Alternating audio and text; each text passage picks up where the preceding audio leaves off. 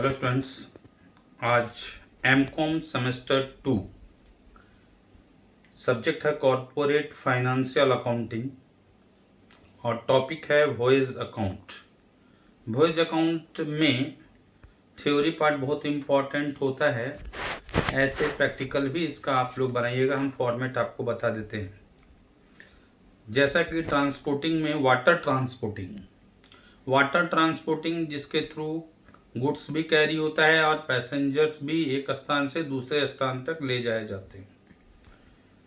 तो water transporting को हम लोग दो कैटेगरी में डिवाइड करते हैं, इंटरनल वाटरवेज और शिपिंग। अगर देश की सीमा के अंदर इनसाइड द बाउंड्री अगर हम गुड्स और पैसेंजर को कैरी करते हैं थ्रू वाटर ट्रांसपोर्टिंग तो उसको इंटरनल वाटरवेज कहते हैं। और अगर इंटरनेशनल अगर एक कंट्री से दूसरे कंट्री तक हम लोग कैरी करते हैं तो उसको हम लोग शिपिंग कहते हैं। शिपिंग में जनरली बहुत सारे प्राइवेट कंपनीज होती हैं, गवर्नमेंट कंपनीज बहुत कम हैं, लेकिन प्राइवेट कंपनीज होती हैं जो कि शिपिंग कंपनीज के नाम से जानी जाती हैं और ये लोग गुड्स और पैसेंजर को अपने शिप के थ्रू कैरी करती हैं वाटरवेज से। इन लोगों का मेन मोटिव होता है प्रॉफिट अर्न करना और इन लोगों के पास एक या एक से ज़्यादा शिप होते हैं। हर शिप का वो लोग अलग अलग प्रॉफिट कैलकुलेट करना चाहते हैं।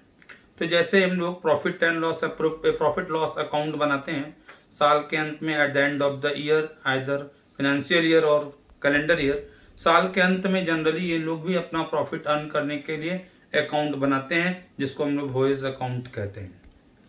वॉइस अकाउंट में कुछ बनाने के पहले कुछ टर्म्स के बारे में आप लोग को जानना है। वॉइस होता क्या है? वॉइस होता है टू कैरी गुड्स और passenger from one port to another port. एक पोर्ट से दूसरे पोर्ट तक अगर हम गुड्स या पैसेंजर को कैरी करते हैं तो उसको वॉइस कहते हैं। अगर हमारा जो बेस पोर्ट है जहाँ से हमारा शिप स्टार्ट होता है उससे उस बेस पोर्ट से दूसरे पोर्ट तक अगर हम कैरी करते हैं तो उसको हम लोग बोलते हैं आउटवर्ड जर्नी। और अगर दूसरे अनदर पोर्ट से अपने बेस पोर्ट वापस आता है, बैक आता है, तो उसको हम लोग बोलते हैं इनवर्ड जर्नी। चाहे आउटवर्ड जर्नी एक अलग, दोनों ही एक सेपरेट कंप्लीट जर्नी कहलाता है।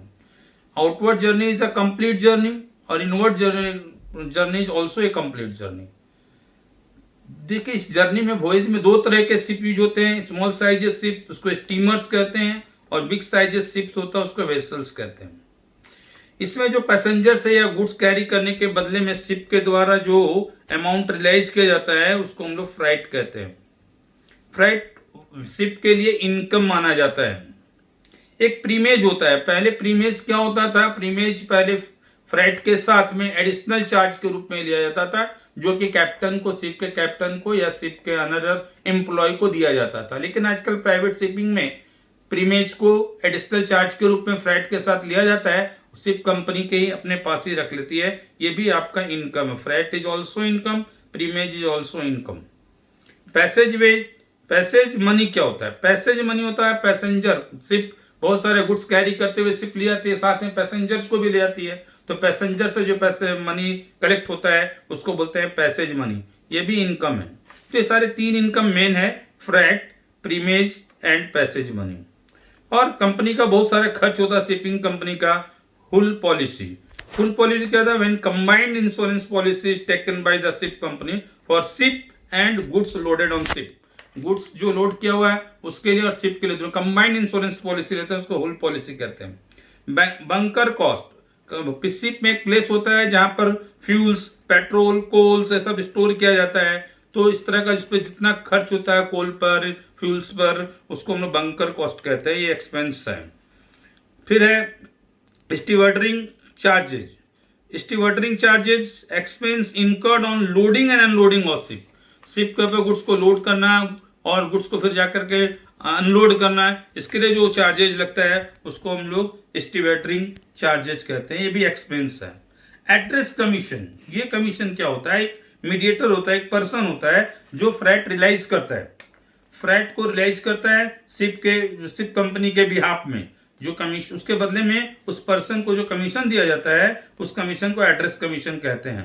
एड्रेस कमीशन जो निकलता है total freight means freight plus primage, उसका ऊपर सर्टेन परसेंट कैलकुलेट किया जाता है, वो commission address commission. Inward supply पर भी इनवर्ड और आउटवर्ड दोनों जर्नी पर उसको अलग अलग मिलता है। आज हम लोग बताने जा रहे हैं आपको वॉयेज अकाउंट बनाने के लिए आपको कौन कौन से पॉइंट्स को ध्यान में रखना होगा। Then points to be kept in mind while preparing voyage account. क्या क्या पॉइंट है? पहला पॉइंट है separate accounts are prepared for each voyage. हर अलग अलग वॉयेज के लिए अलग अलग अकाउंट बनाया जाता है और ये एक नॉमिनल अकाउंट है, प्रॉफिट एंड लॉस अकाउंट की तरह बनाया जाता है। जो प्रॉफिट एंड लॉस अकाउंट का फॉर्मेट है उसी फॉर्मेट में बनाया जाता है।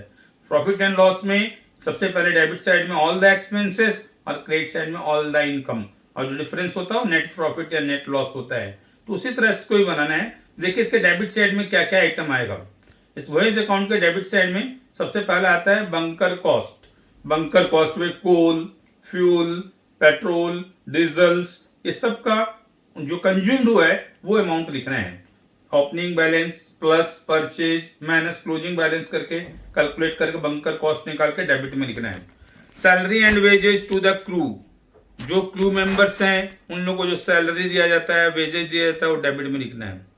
स्टीवर्डरिंग चार्जेज मतलब लोडिंग और अनलोडिंग चार्जेज ऑन शिप, वो भी डेबिट में लिखना है। इंश्योरेंस प्रीमियम, वो भी डेबिट में लिखना है। एड्रेस कमीशन अभी बताए थे, जो मीडिएटर को कमीशन दिया जाता है to realise the freight of the ship, वो भी डेबिट में आएगा। डेप्रिसिएशन भी डेबिट में। डेप्रिसिएशन शिप कॉस्ट पे रेट ऑफ डिप्रिसिएशन दिया रहेगा, जितने मंथ का वॉयेज होगा उतने मंथ का डिप्रिसिएशन कैलकुलेट करके लिखना रहता है। स्टैंडिंग, कुछ स्टैंडिंग चार्जेज फिक्स चार्जेज होते हैं, कुछ फिक्स कॉस्ट होते हैं, उसको भी डेबिट में लिखना है। कुछ मिसलेनियस सन्ड्री एक्सपेंसेस, कुछ पोर्ट चार्जेज होते हैं, ये सबको डेबिट में लिखना है। क्रेडिट साइड में फ्रैट रियलाइज्ड, उसमें प्रीमेज ऐड कर देना है, और पैसेज मनी ये क्रेडिट साइड में लिखा था। फिर डिफरेंस लिखाना है। अगर क्रेडिट साइड ज्यादा है तो नेट प्रॉफिट और डेबिट साइड ज्यादा है तो नेट लॉस। एक फॉर्मेट आपको दिया देखिएगा, स्पेसिमेन वॉयेज अकाउंट, ऊपर में जो शिप कंपनी उसका नाम लिखना है और वॉयेज अकाउंट नंबर, अलग अलग वॉयेज का अकाउंट बनता है उसका अकाउंट नंबर लिखना है। पीरियड लिखना है, वॉयेज शिप कितना डेट में स्टार्ट हुआ, और क्लोजिंग डेट आपका जो 31 मार्च है या 31 दिसंबर है। कभी कभी कंप्लीट हो जाता है वॉयेज तो कंप्लीट जर्नी होता है, कभी कभी 31 मार्च को या ईयर एंडिंग में अकाउंटिंग ईयर जब एंड होता है तो इनकम्प्लीट जर्नी भी हो सकता है। तो दो मेथड, दोनों तरीका में ध्यान देना है, कंप्लीट है कि इनकम्प्लीट है। बनाने का फॉर्मेट वही है, पर्टिकुलर अमाउंट। डेबिट साइड में बताए क्या क्या खर्च होगा, डेबिट में सब कुछ लिख देना है। एक्सपेंस को जैसे to bunker cost, to salaries, to port charges, to stevedoring, to harbour charges, to insurance, to depreciation, to address commission, to miscellaneous expense.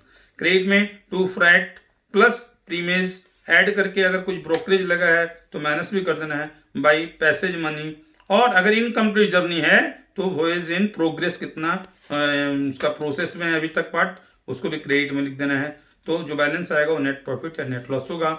इस तरह से इसको आप देखिएगा। इसी फॉर्मेट में सारे प्रैक्टिकल सम को बनाना है आपको, और जो बनाने के बाद कुछ प्रॉब्लम होगा तो हम इस पर डिस्कस करेंगे नेक्स्ट क्लासेस में। Thank you.